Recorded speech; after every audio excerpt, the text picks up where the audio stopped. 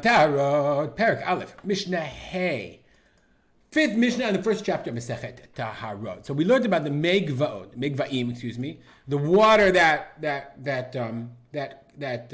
is less than 40 se'ah, that has centralized in a place, in a well. It's basically a mikvah without 40 se'ah. And we learned, let's just go back to our chart for a second, because we're going to come back to it in our next Mishnah.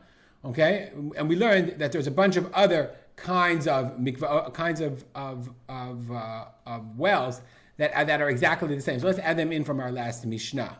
Okay, so we had Mei Borod, Mei Sichim, Mei Marot. I'm just going to add them here. Okay, all of these belong here as well. Mei Borod, Mei Sichim. Let's see if we can move that guy over so it fits. Okay, great. Okay, and we know what those are. Okay, it's a kind of digging kind of well that has less than 40 se'ah.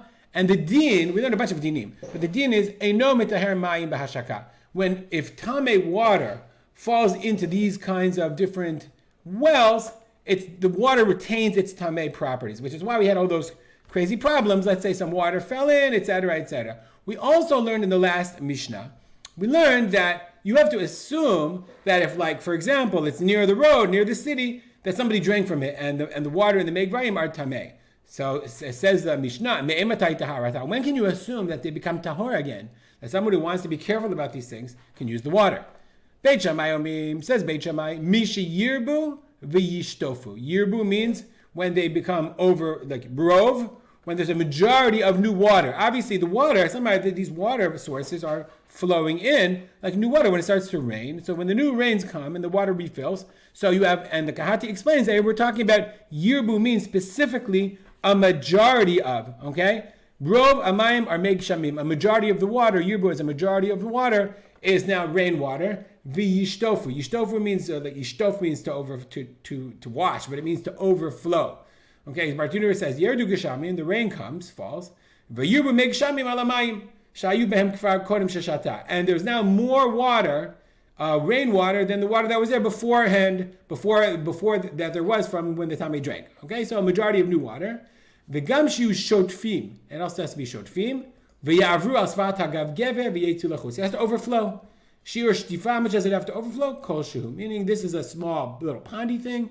When the rainwater comes in, it's now flowing over. It's overflowing. That's Beit Shammai. It has to have both. Yirbu v'yishtofu.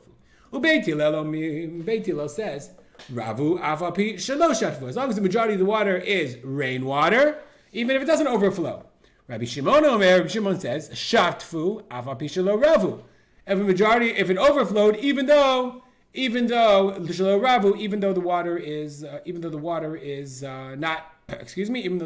not a majority, so if it was 3/4 full, even though it's overflowing, it's okay. What are these waters good for? Ksherin lechala v'litom mehem leyadayim. So it's good for challah, to use in the preparation of challah. Mei Gevaim alalu. What are the waters good for? Ksherim lishtamesh behem lechallah, to use for challah. Remember, challah goes to the kohen. Lalush, to knead the challah. Ulevasha behem challah, to cook in them. If you're making a bagel, a challah bagel, it's not challah that you eat on Shabbat. Challah that you give to the kohen. V'litom mehem yadayim, and you can use it for washing hands. Most say that you obviously have to use a kli. You take a cup and you draw the water for metilat yadayim. You can use that for netilat yadayim. Not that you stick your hands in. There isn't a position of the Ra'avad who says, no, you can even dunk your hands in, but we're not going to get into that specifically. So let's just finish our chart. What are these waters used for? Ksherin lechala, v'litom yadayim. They're kasher for chala and to be washing your hands. And obviously in the next Mishnah, we're going to get to the next case of Mei Tamsiot Shelo Paskul. We'll stop here. As we always do, we'll dedicate our learning to the memory of my father, Rav Simcha ben Yitzchak Kalman.